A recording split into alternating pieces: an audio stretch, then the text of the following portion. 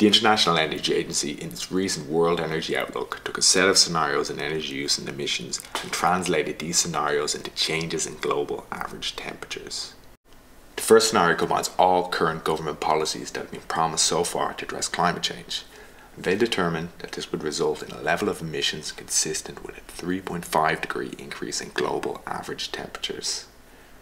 That sort of increase will almost certainly result in stark, irreversible changes in the climate system. On the basis of such an increase, the UN predicts sea levels rising by 2 meters and between 40 and 60% of animal species becoming extinct.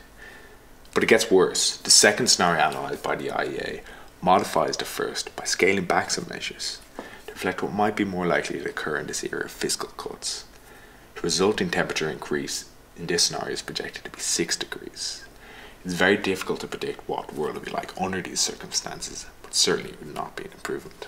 But all is not lost. The final crucial scenario fixes the average temperature increase to a relatively safe level and determines the degree of cuts necessary to meet that goal.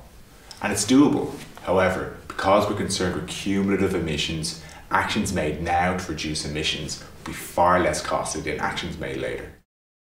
We obviously use energy in a variety of ways.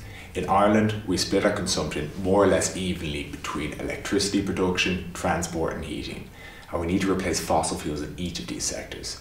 Biofuels and hydrogen have been shown generally too costly or unsuitable for various reasons, and so the only serious contender to replace fossil fuels as an energy carrier is electricity. My project looks at the impact of generating the bulk of our electricity from renewables and replacing fossil fuels with electricity for much of our transport and heating needs. Right now, most of our electricity comes from large and flexible power plants.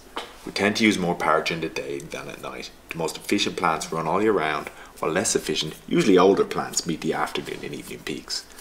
Wind power and other renewables like wave and solar cut into what must be produced by the plants in a somewhat variable and uncertain way, forcing plants to cut their output and often to go offline altogether. This is a very wasteful way to run a power system and consequently sends a wrong signal for renewables investment. This is where electric vehicles and other flexible electricity demands come in. Since electric cars will be plugged in for most of the day and especially at night, we can set them to charge in such a way as to reduce the overall variability.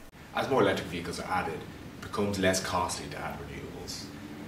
But when you add renewables, the energy that electric vehicles use becomes less carbon intensive, and that in turn encourages more electric vehicles.